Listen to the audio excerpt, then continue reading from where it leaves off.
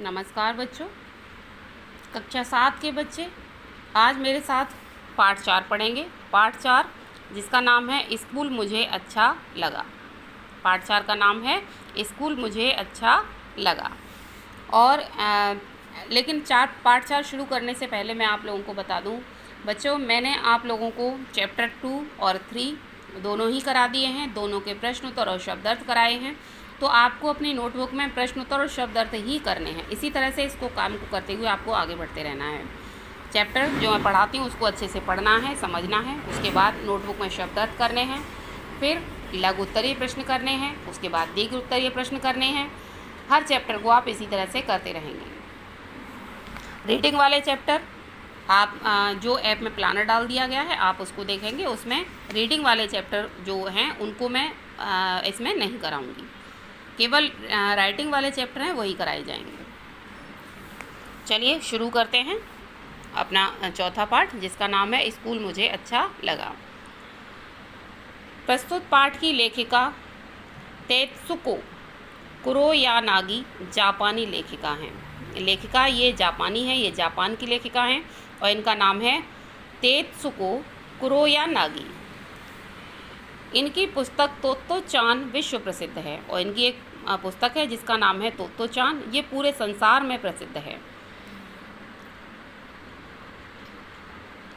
इस पुस्तक का विश्व की अनेक भाषाओं में अनुवाद हुआ है और ये एक ऐसी पुस्तक है इनकी जिसमें विश्व में जितनी भाषाएं बोली जाती हैं हर भाषा में इसका अनुवाद किया गया है, इसका ट्रांसलेशन किया गया है। यह पाठ इसी पुस्तक का एक अंश है और ये जो पाठ हम पढ़ रहे हैं ये इसी पुस्तक का एक छोटा सा भाग है। इस पाठ में लेखिका ने तोत्तो-चान के माध्यम से स्कूलों की शिक्षा पद्धति पर सबका ध्यान आकर्षित किया है।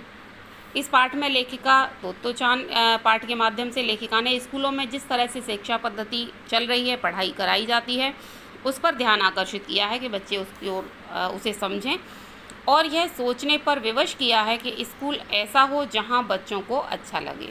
और ये बताने का प्रयास किया है कि स्कूल का वातावरण ऐसा होना चाहिए जहां बच्चे बोरियत महसूस ना करें, वे मन लगाकर और खुशी खुशी विद्यालय जाएं और पढ़ें। अब तोत्तो-चान ने नए स्कूल का गेट देखा। लेखक कहती हैं उन्होंने स्वयं के बारे में बताया है कि जब तोत्तो-चान ने नए स्कूल का गेट देखा तो वह ठिठक गई। ठिठक जाना, रुक जाना, तो वह वहीं पर रुक गई। अब तक जिस स्कूल में वह जाती रही थी उसका गेट सीमेंट के 2 बड़े खंभों से बना था। वे जिस स्कूल में पहले पढ़ने जाती थी उस स्कूल का गेट सीमेंट के खंभों से बनाया हुआ था और गेट पर बड़े बड़े अक्षरों में स्कूल का नाम लिखा था और उस गेट पर बड़े बड़े अक्षरों में स्कूल का नाम भी लिखा हुआ था। इस स्कूल का गेट तो पेड़ के 2 तनों का था, लेकिन जिस स्कूल में वे गई थी उस स्कूल का जो गेट था वो पेड़ की 2 डालियाँ थी, टहनियाँ थी। उन पर टहनियाँ और पत्ते भी थे और उन टहनियों पर पत्ते भी थे। अरे यह गेट तो बढ़ रहा है। तो लेखिका ने देखा तो वो अचानक से कहने लगी, अरे ये गेट तो बढ़ रहा है। बढ़ना माने आकार में बड़ा होना। तोत्तो-चान ने कहा यह बढ़ता जाएगा और एक दिन शायद टेलीफोन के खंभे से भी ऊंचा हो जाएगा। इस पर तोत्तो-चान बोली कि यह तो बड़ा हो जाएगा, बढ़ता ही जाएगा और एक दिन जिस तरह से टेलीफोन के खंभे होते हैं ऊंचे ऊंचे, उसी तरह से ऊंचा भी हो जाएगा। गेट के ये 2 खंभे असल में पेड़ ही थे। वो कोई खंभे नहीं थे बल्कि पेड़ ही थे जिसकी जड़ें मौजूद थीं और जिसकी जड़ें आसानी से दिखाई दे रही थी। कुछ और पास पहुंचने पर तोत्तो-चान ने अपनी गर्दन टेढ़ी करके स्कूल का नाम पढ़ना चाहा और कुछ थोड़ी सी और पास पहुंची तो उन्होंने अपनी गर्दन को इधर उधर किया और थोड़ा सा टेढ़ा करके स्कूल का नाम पढ़ना चाहा।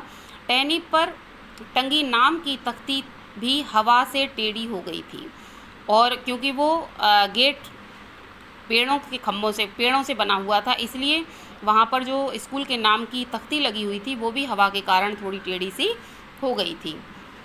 नाम क्या था? तो मो ए गा कु एन। इस तरह से उन्होंने उस नाम को पढ़ा जो एक एक अक्षर अलग अलग था।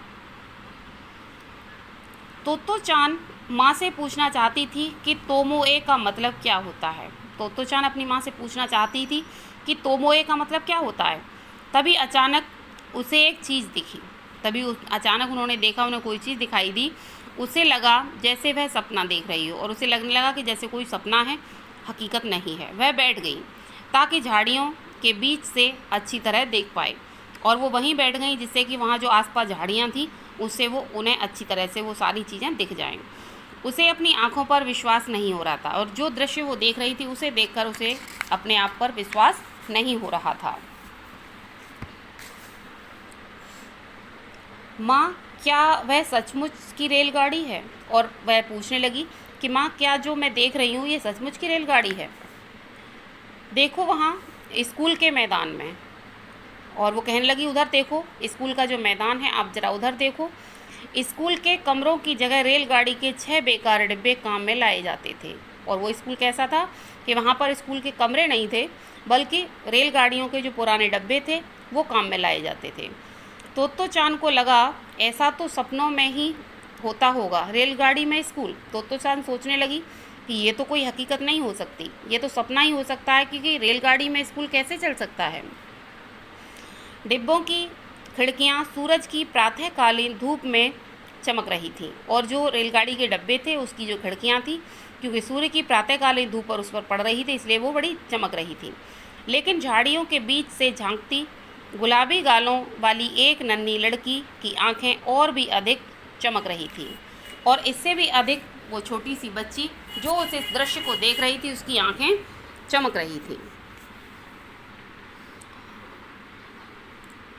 क्षण भर बाद ही तोतो चान खुशी से चिल्लाई और रेलगाड़ी के डब्बे की ओर भागी, और एक क्षण बाद ही तोतो चान खुश हो गई और चिल्लाने लगी कि ये तो रेलगाड़ी है, और उन रेलगाड़ी के डिब्बों की तरफ दौड़ने लगी। भागते भागते ही मुड़कर माँ से कहा, आओ जल्दी करो। भागते भागते वो आगे दौड़ रही थी और माँ से कह रही थी, माँ जल्दी आ जाओ, यहाँ खड़ी इस गाड़ी में हम झट से चढ़ जाते हैं और हम भी इस गाड़ी में फटाफट से बैठ जाते हैं। तुम अभी अंदर नहीं जा सकती हो, माँ ने उसे रोकते हुए कहा। तभी माँ ने उसे रोका और कहा कि अभी तुम इस गाड़ी में अंदर नहीं बैठ सकती हो, ये कक्षाएं हैं। उन्होंने बताया ये क्लासें हैं, और तुम तो अभी स्कूल में दाखिल तक नहीं हुई हो, और अभी तुम्हारा इस स्कूल में एडमिशन भी नहीं हुआ है, इसलिए तुम क्लास में नहीं जा सकती। अगर सचमुच इस ट्रेन में चढ़ना चाहती हो तो तुम्हें हेड मास्टर जी के सामने कायदे से पेश आना होगा। माँ कहने लगी कि अगर तुम्हें सचमुच इस स्कूल में एडमिशन लेना है तो तुम्हें हेड मास्टर जी के सामने, जो यहाँ के प्रिंसिपल हैं, उनके सामने बड़े अच्छे से बात करनी होगी।